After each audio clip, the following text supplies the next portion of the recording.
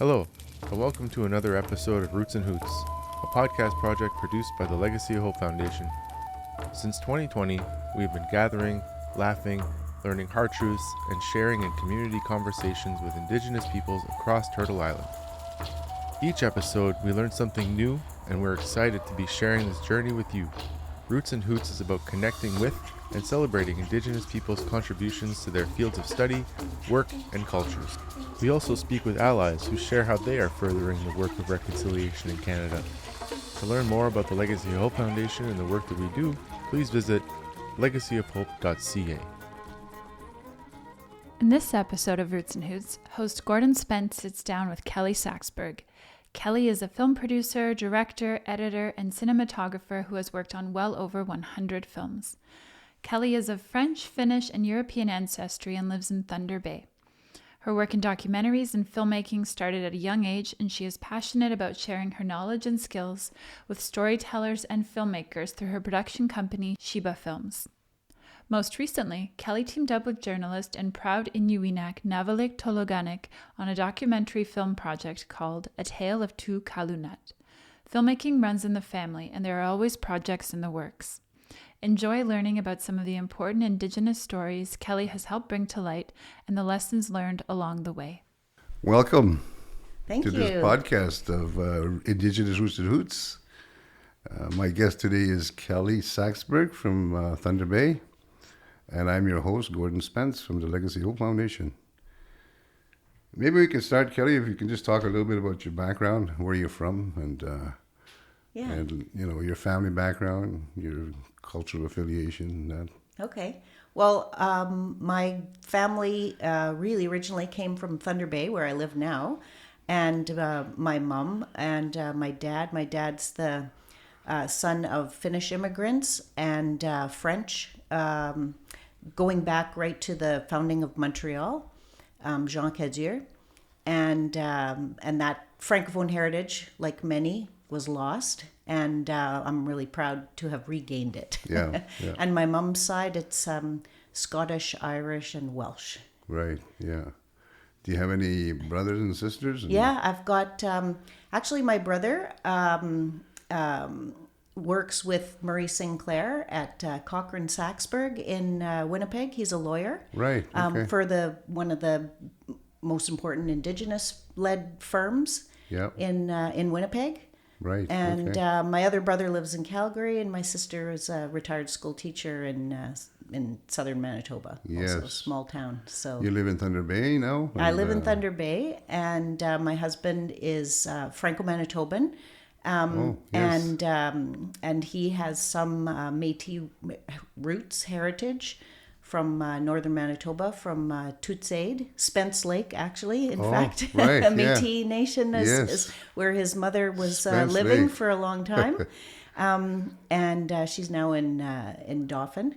But she's a really remarkable 91-year-old, still dancing kind of gal. Yeah. And she wrote a book about a Barren Lands trapper called Gus Dow, who was really remarkable. There's a bust of him in the Yellowknife in the museum there. Okay. But so Yeah. I know all about trapping because I Right. helped with that book. Yeah. And you have children? And we have 3 children, Gabrielle, Adrien, and Émilie, and they're also Francophones, really proud to say. And they, my daughter lives here in Ottawa. Yeah. My son is a filmmaker in Toronto, and my other son is a filmmaker in Thunder Bay and a music composer, and Jeez, yeah. works on all of our projects together. You must have a lot to talk about when you get together. Oh, yeah. Well, sometimes we have to say no business. Right. Let's yeah. just talk Yeah, family. Family stuff. You worked on over 100 films as a director, editor, cinematographer, and film producer. Can you tell us a bit about your journey into the film industry and what inspired you to create and tell stories through film? Okay, well, my dad was a radio DJ, and I grew up going to the TV station, and then he became a teacher of broadcasting at Tech Voc High School in Winnipeg, and I got to go and learn everything. got a job in a TV station, and then I got a job with the National Film Board of Canada, training as an assistant editor. And the first project I got to work on was Daughters of the Country, a 4-hour drama series about Métis women. Wow. It was groundbreaking. Yeah. And I learned a lot on that project that was really quite amazing. And Where then I... was this? In Winnipeg. In Winnipeg? Yeah, it was all filmed in Winnipeg. The first show was called Ikwe, and it's about contact. Yeah. And much of it was in the Ojibwe language. And then the next one was Mistress Madeline, which was about a Métis woman who was, the wife of the factor, who then gets thrown over for when the European wife shows up. Oh, right. It's a really remarkable, and that's in the period of the battles of the fur trade. Is this like you're talking about where the French men had Indian wives, and back home they had their first wife? That's exactly the story. Yeah. And those women, but it was during the time of the period shortly before, like Louis Riel and Right, battling for Métis rights and in Manitoba. Yeah. And then the second or the third show was about women in the 20s and Métis and how they were dispossessed. Right. Post the Red River Rebellion and the 1885 war and Batoche and all of that. And then people were pushed out off their land. And basically it's about a family, and the film stars Tantu Cardinal. It's like one of her first films. Yeah, it would and be. She was, basically they're living on the roadsides by the trains and all of that. That's the fate of so many Métis. Was this like, this was... These were what dramatized. This happened after like the Riel Rebellion? This is in the 1920s. Yeah, it's just that legacy of like after 1870 and 1885, like when they hung Louis Riel, but they gradually, all the Métis, they were really pushed off the land, or the land was taken. They went farther north. That's why there's so many Métis communities in the farther north of Manitoba and into Saskatchewan. Yeah, the Interlake, yeah. Yeah.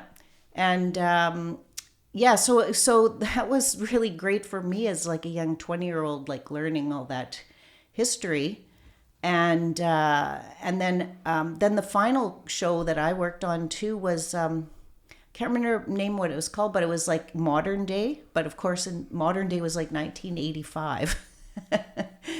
And it was about a Métis community and the police watching these children, go on the ice and drown. And it was really about police brutality and insensitivity and repression and everything of a Métis community. Yeah. So it was a groundbreaking, and the film board never doesn't do any drama now, but it did do drama. It was like, I think that series was shown all over the world. And the producer, I was so lucky to be able to like learn my filmmaking skills on that project. One of the first films that I made myself as a filmmaker was about home birth. And we were interviewing midwives and women who had home births. Mm-hmm. And one of the women I interviewed her name is Elsie Spence. And from where? From Spence Lake, from Toots-Aid. And Toots-Aid on Lake Manitoba. Yeah, I know She where was it the is. neighbor of my mother-in-law, Alex Harpel. And so we went over. They lived right next street. She lived next door in her little cabin. And I asked her about home birth. And she was Métis. Her mom was Soto. And her dad was French. And her mom died. And then she was put into like the residential school and orphanage. And which she later on like ran away when she was young. And then she was working for a farmer, and she met another young Cree man. They started having kids, And she just told the stories of her having these babies and with no one, and having to get up and clean up herself and go back to work for these farmers that she was kind of enslaved to. And Right. she's an example of running away again. And but anyway, she survived. She raised all these children, and my mother-in-law wrote a book about her called it was My Legacy Are My Children.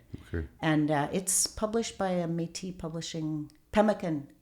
Yeah, Publishing? Pemmican, yes. Yeah, it's been published by Pemmican. Yeah.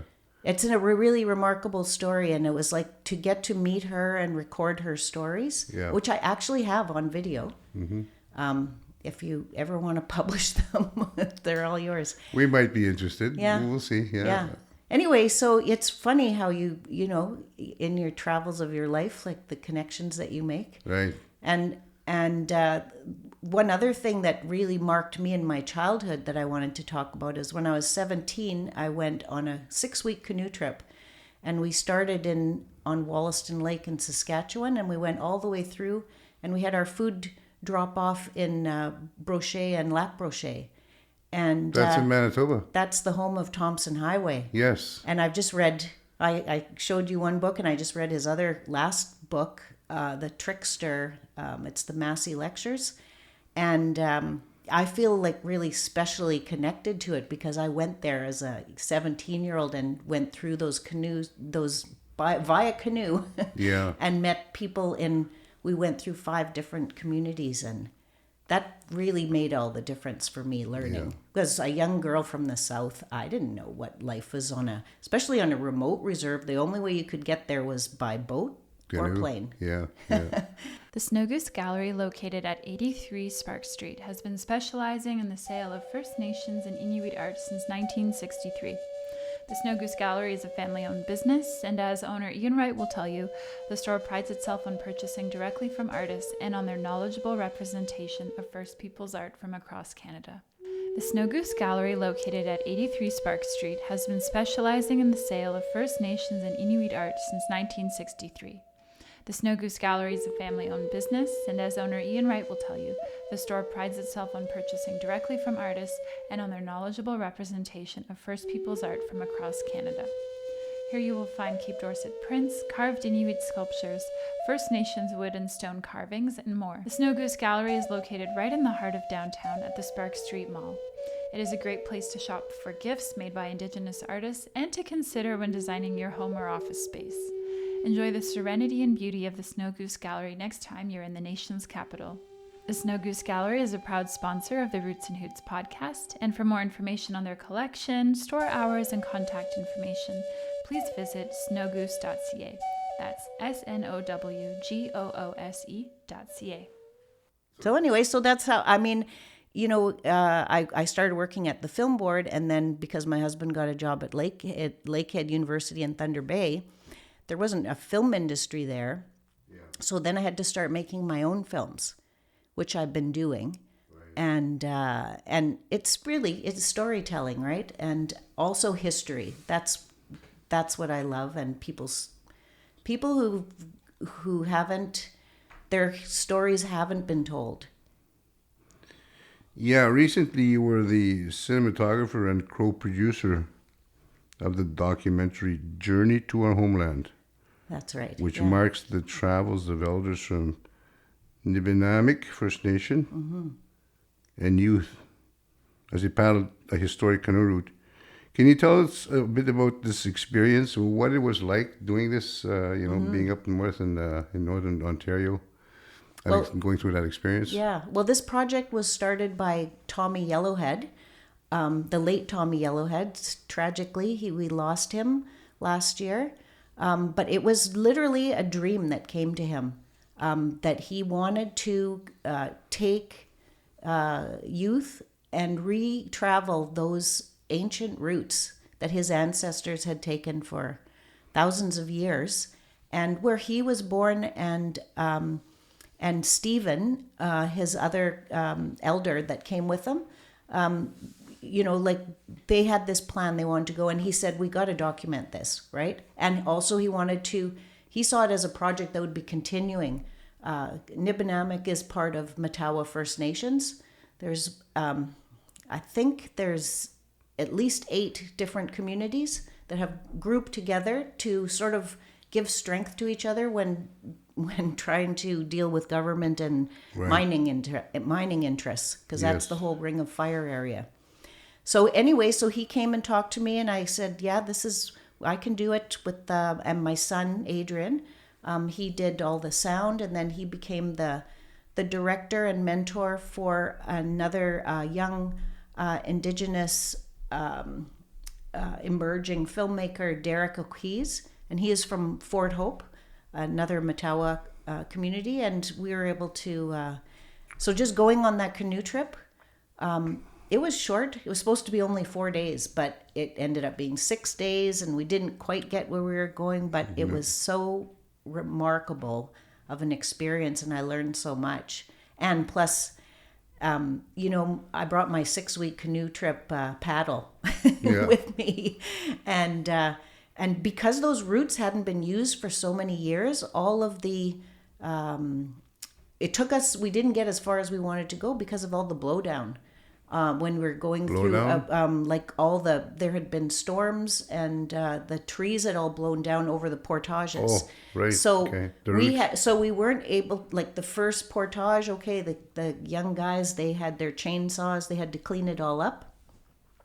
But then we got to another where a portage would have saved us like 7 rapids, and there's just we couldn't clean them. So we literally they had to line the canoes. That's like going along the shoreline and with ropes dragging the canoes. Right. Yeah.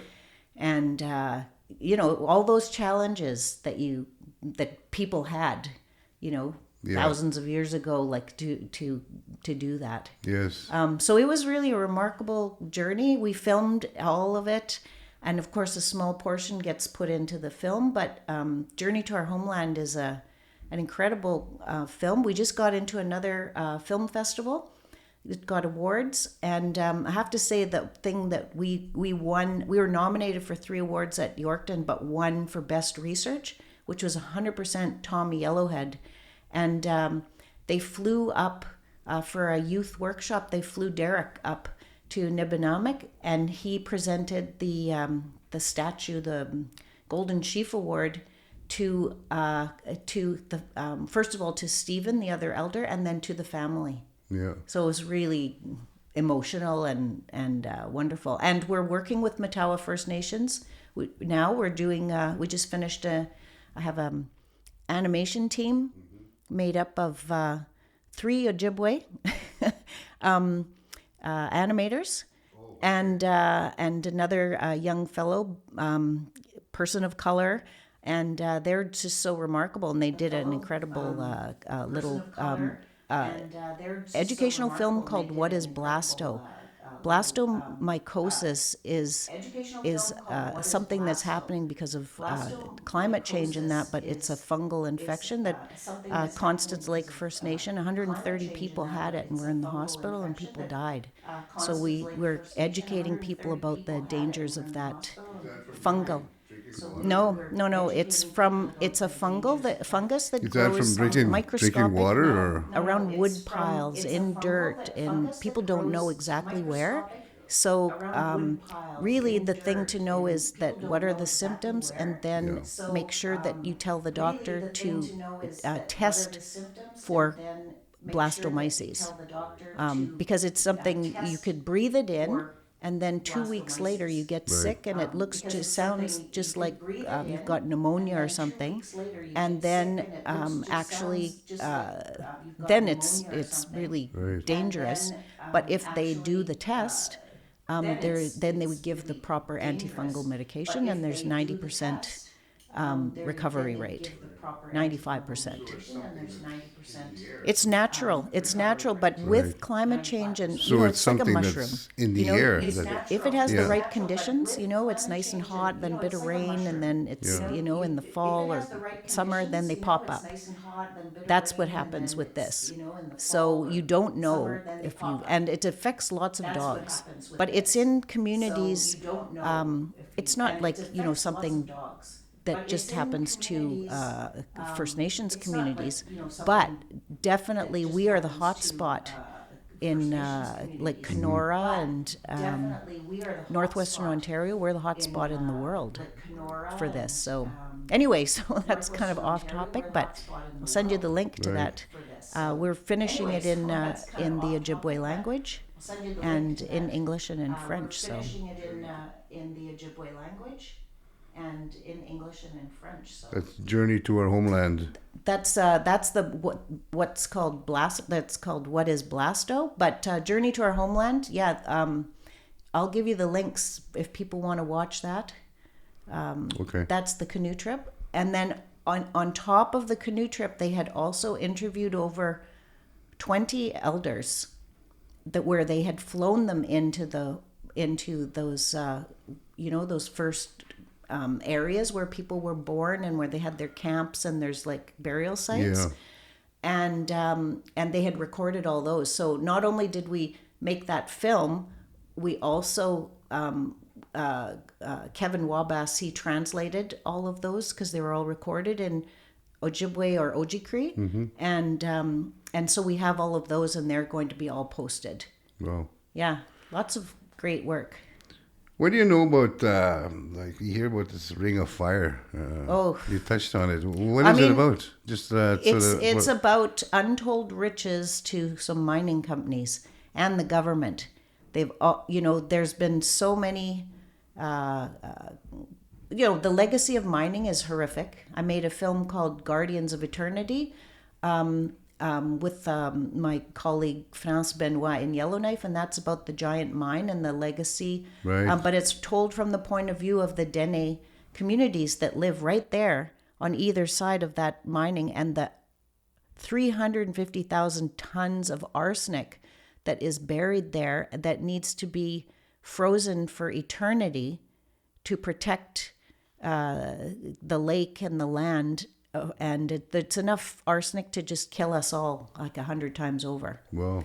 And so mining, so we know because of that story and a big project called Toxic Legacies, the legacies of all these mines in the north are horrific. And Matawa First Nations, many of their First Nations communities are right where this Ring of Fire, where they're finding this those kind of special heavy metals and things that are like so valuable right now. Iron ore and stuff like that. No. It's the new modern Golds? ones.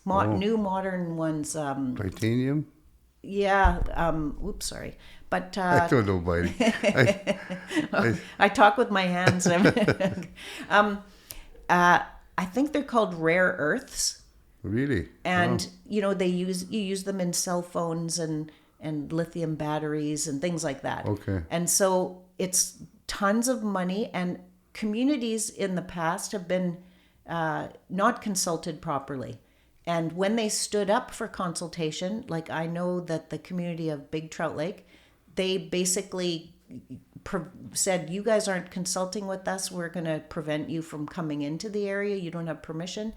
And, like De Beers Diamonds or something. Anyway, they went to court and they were arrested and the entire band council was thrown in jail. I heard about that. Yeah. Yes. Yeah. So there's a long legacy, and I think that's kind of why Matawa First Nations came together to like have more power together. But of course, there's every strategy to divide communities and all these promises. Yeah, we're going to give you jobs. We're going to give you a road. We're going to. Yeah. And there's a filmmaker in Thunder Bay. He just made a film. I can't remember the name of the film, but it's Tony Maguire, and it's all about building these roads to communities and what it's going to mean. Yes. And that's a feature-length documentary that we Yeah. showed at our film festival, Vox Popular. I always find that roads lead to, when they build a road to a community, a remote community, Yeah. it's usually the beginning of the downfall of the culture and the language, Yeah. especially the language. Yeah. That happens so often in so many communities. Like Grassy Narrows. Yes. Yeah. And a lot of northern communities, and not so much, I guess, in Ontario, because I think a lot of those communities in northern Ontario are still pretty much isolated. Yeah. Because But it's coming soon. Yes, yes. They're going to put train tracks in and all that. And you'd think that, having roads and train tracks and all of that kind of stuff would bring cheap electrical and, Right. and cheaper Food. food and easy contact, but it doesn't usually work that way. Right. It's all geared to getting these riches off of the land that they don't care about. Yeah. So yeah. You also do a lot of mentorship in your work as a filmmaker. You did some. You currently are doing some mentoring, some workshops. I was actually, I got a little gig to go and do some documentaries about social economy organizations in Nunavut. And there was very little money, so what I wanted to do was find Nunavut filmmakers. And so I heard they were doing that Stories from the Land workshop up in Iqaluit. So I went up there and I got to meet Alethea Arnica Beryl, who's currently doing a Netflix series. But if you haven't seen any of her films, Angry Inuk, I saw that, yeah. Tunet, about the tattoos, Inuit tattoos. Right. Anyway, so I met her, but I also met Navalik Tolaganik. And anyway, so that story comes a bit later. But I was so impressed at this whole idea of having a 5-day intensive workshop where you bring in people and mentors. They teach people, and then they make a film in a day and then edit it and then show the film.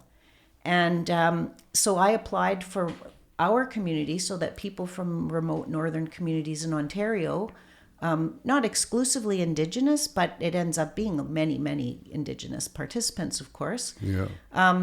And we've just finished our 6th workshop this year. Mm-hmm. And we had really great participants, made 2 films. And it's such a learning experience. And in the past, our other Docs North that we've done, films have ended up at Imaginative and gone on to be on APTN, or the participants were able to then go to National Screen Institute and do a 1-year or a 4-month bigger project. Right. And that was their specific Indigenous focused training. So yeah, I moved to Thunder Bay, there wasn't a film community. So we started a co-op and we started training people and giving people tools and access to equipment. Right. And that has paid off. All those people that from 21 years ago when we started, we're still all working together. Mm-hmm. And then, so just this last one, we had Derek O'Keefe, who I mentioned. We got a training from Matawa, from their training program for a year and a half. He learned how to edit, shoot. He's a composer. And he did the Journey to Our Homeland project and all of these elders interviews. And now he's working with us again. So he's Indigenous? He's Indigenous from Fort Hope, and now his brother is working with us, and he's a really gifted animator, so we've applied for support for that. Right. So, I have a team that I have now 4 Indigenous Ojibwe emerging artists working with us on our various projects. Yeah. You find that a lot of, there are more and more Indigenous people getting into film documentary? Oh, of course. Yeah. Yes. One of my first projects that I was a My first fiction film that I directed and produced is called Seeking B'Modswin, and it was written by Michelle Desrosiers, and that was her first film as a writer, and she acted in it. And then later on, we did another a documentary on the side called Sharing Tubwewin, which was more of a documentary. The other one, Seeking B'Modswin, was a fiction film. We tried to have as many Indigenous, it's all the actors and everything except for a couple are all Indigenous, and they were non-actors at the time. But we had a workshop, and we won a ton of awards for that film, and it was distributed, and it's about teenage suicide and depression. And all the story written by Michelle was based on all the research that psychiatric social workers, Indigenous social workers, doctors, psychiatrists, and that their research of what was needed, because this psychiatrist who was dealing with this huge flood and epidemic of suicide and depression among young Indigenous people in our region in Thunder Bay said there was no resources for the family, no videos or anything that reflected Indigenous people. And so, he wanted to do a whole series on everything, on all the things. But the researchers, that team of consultants, Indigenous-led social workers, doctors, and that, they said, you need to focus on suicide and depression. And the people that are most affected are young women, actually.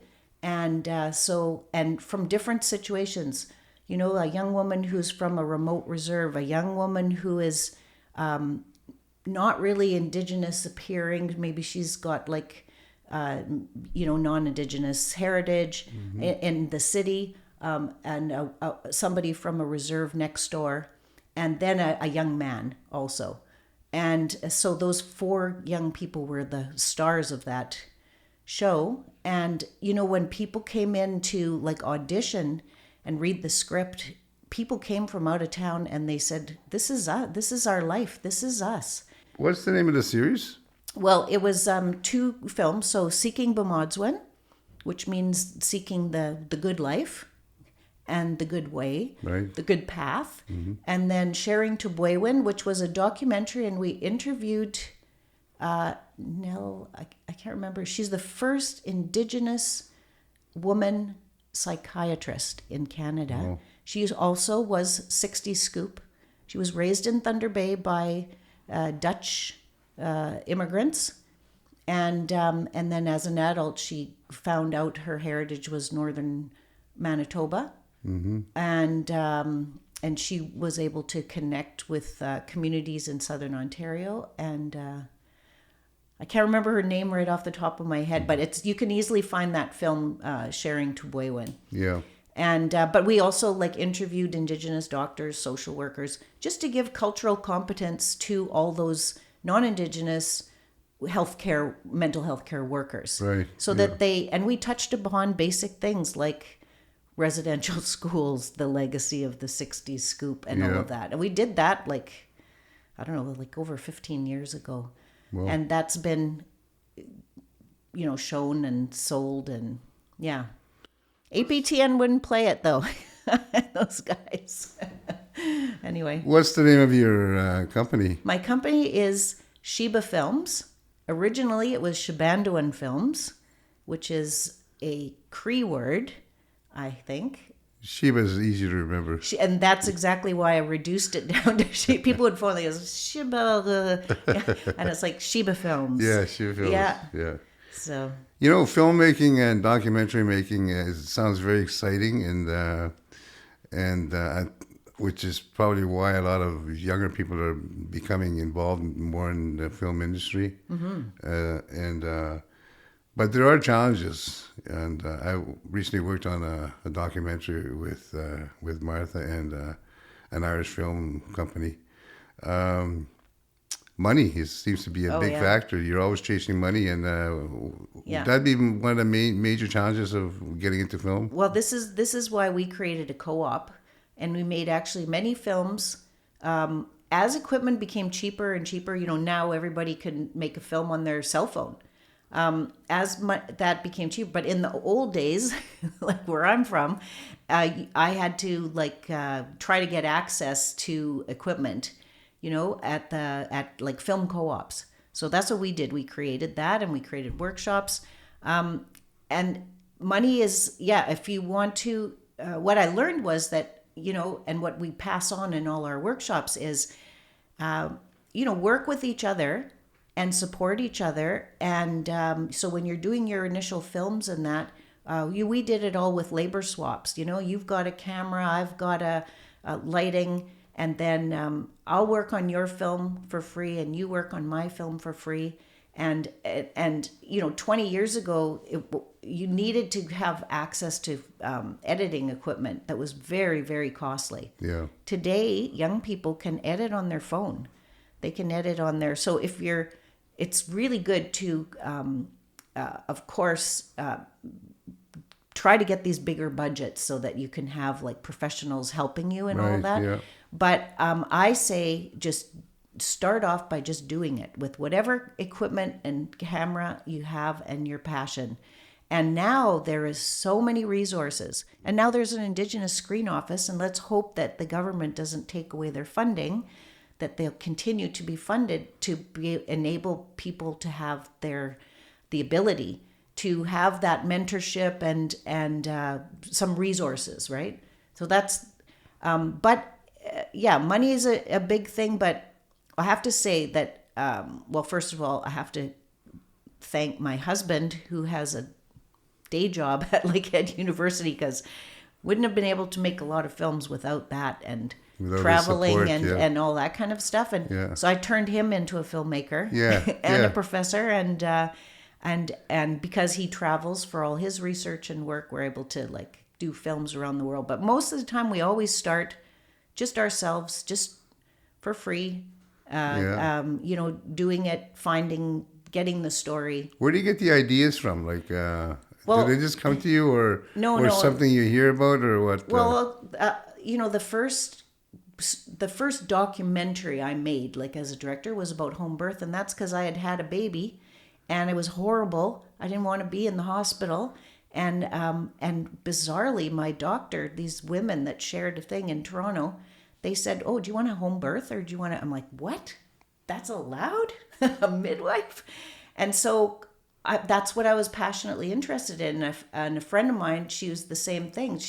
I said, "Okay, we got a little grant from the city of Winnipeg, and we said, okay, whoever gets pregnant first, we're going to follow them." She did, and we did that. So those are the kind of things. And then Ron, he's a researcher. Ron's your husband. My husband. He did his thesis on West Indians in Costa Rica. So and then and history. And I have a master's in history. And I was looking at women and power structures in Cuba and Nicaragua.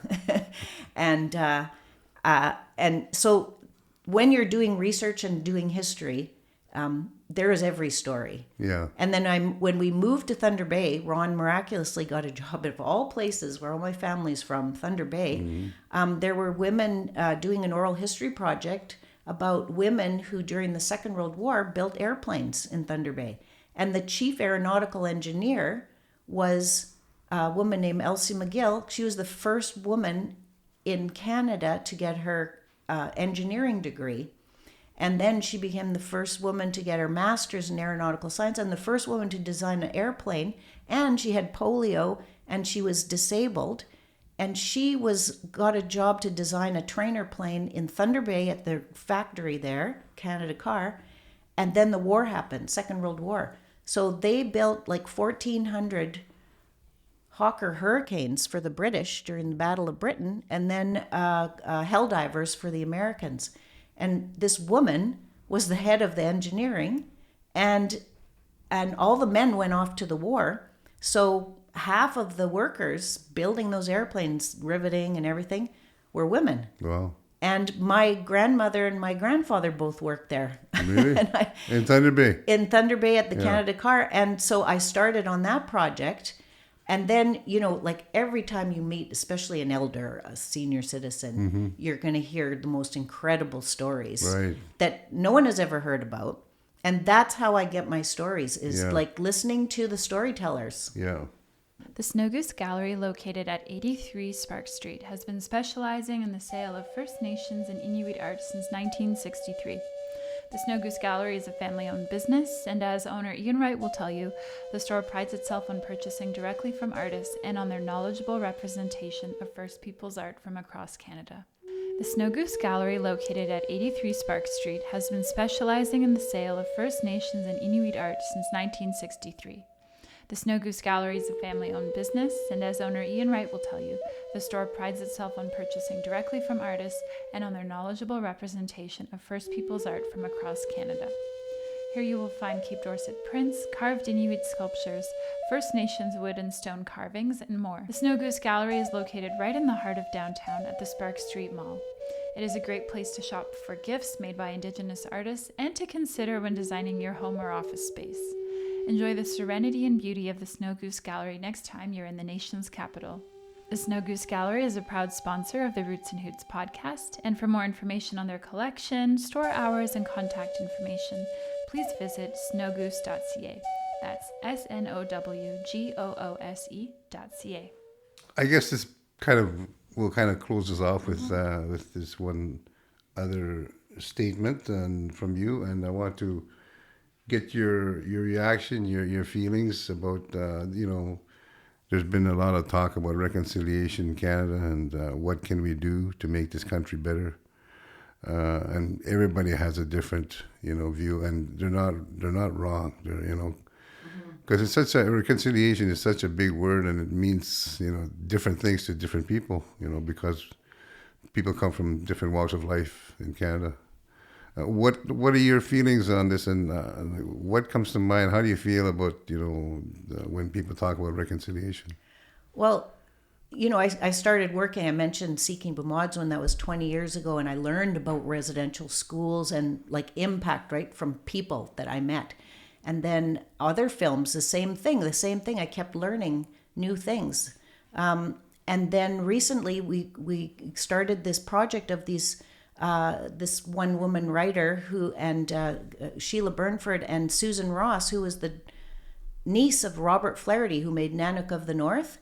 And we came into possession of all her sketches, and she and Susan spent 10 years going to remote communities in Northern Ontario. Then they got to go to the Arctic.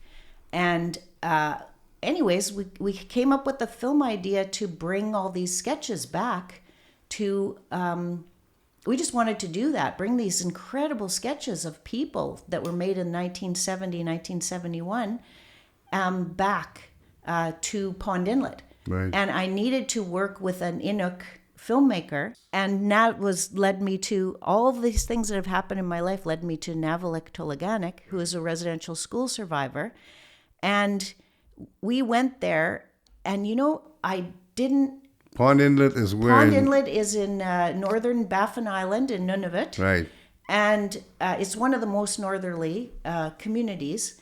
And Navalik, she finally said she'd come with me, and we went up there, and we took all these sketches, we made them into a beautiful book, and and then after that experience, like, it was so special for the community, and bringing that back, that was reconciliation to me. Mm-hmm. And the family that gave us all that material and the film footage and everything, they had wanted to come, but they're unable to. The daughter and the son of the families of Susan Ross and Sheila Burnford.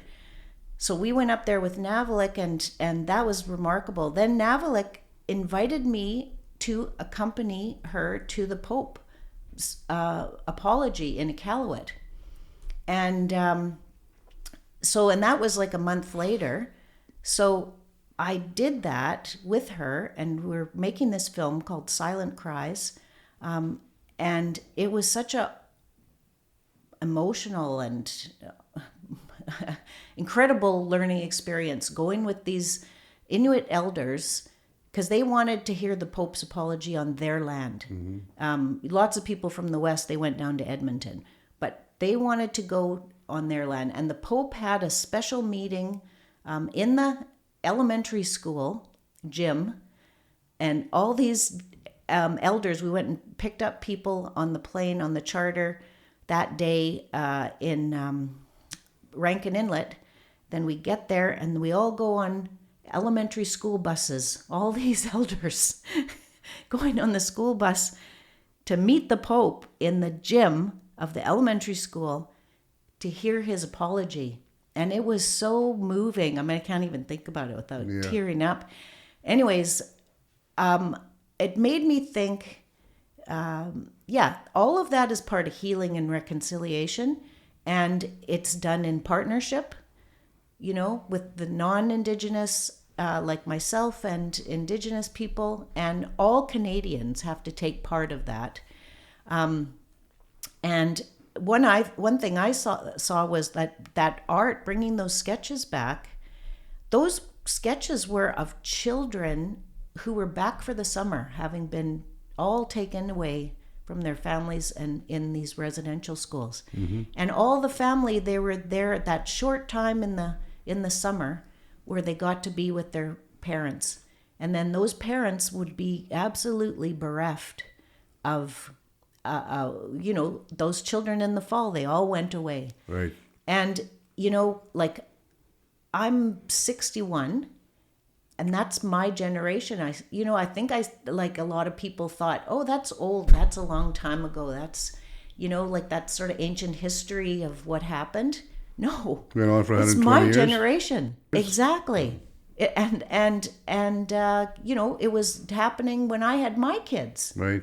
Your I can't parents' even. kids. Your parents' my parents' too? kids. Yeah. I cannot imagine being taken from my parents. I can't imagine my children being taken from me. Right. And so, like, going through these films and trying to help people tell that story, like Navalik to tell her story. Yeah. She was at 3 years old, and they took her for a year to a tuberculosis hospital. Right.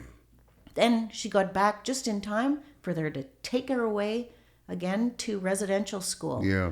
For 12 years. Yeah. And they cleaned out all of those communities of the children. And they built a Nuvik, for that purpose. Well, the residential schools created industries right across Canada. Oh yeah, the amount of money, like the number of people that worked in those schools, Right, yeah. They called them the Indian hospitals for the huge epidemics of tuberculosis. And like one of the stories that we met this woman today's, I can't remember what her last name is, but her story was told to the Pope, and her daughter was taken when she was 4 years old to Chesterfield Inlet. Then she was taken to, then she got sick and went to TB sanatorium or Indian hospital in Quebec. And there she died. And they don't know to this day where she is buried. They had a funeral for like several children. And there's records of the funeral, Right. but they didn't bother saying where they buried them. Yeah. And there's like some 3 graves that they did locate, maybe at the sanatorium, maybe at where they held the funeral, or somewhere else. Yeah. And in those unmarked graves are several children, the bodies of several children. Yeah.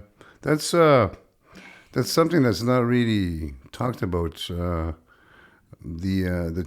there was hundreds and hundreds of kids that were sent to sanatoriums for TB and other illnesses, and they died in these hospitals, and they're buried somewhere in the town where the hospital was, basically unmarked graves, maybe a name, but. And a lot of families were not even told, not informed till years later, and I know that some are actually still looking for their family members who were buried down south. So Yeah. it's I started reading that about, for the film with Navalik. I wanted to tell that story looking for photos and that. And there were horrific articles about, like all these little children and babies and stuff.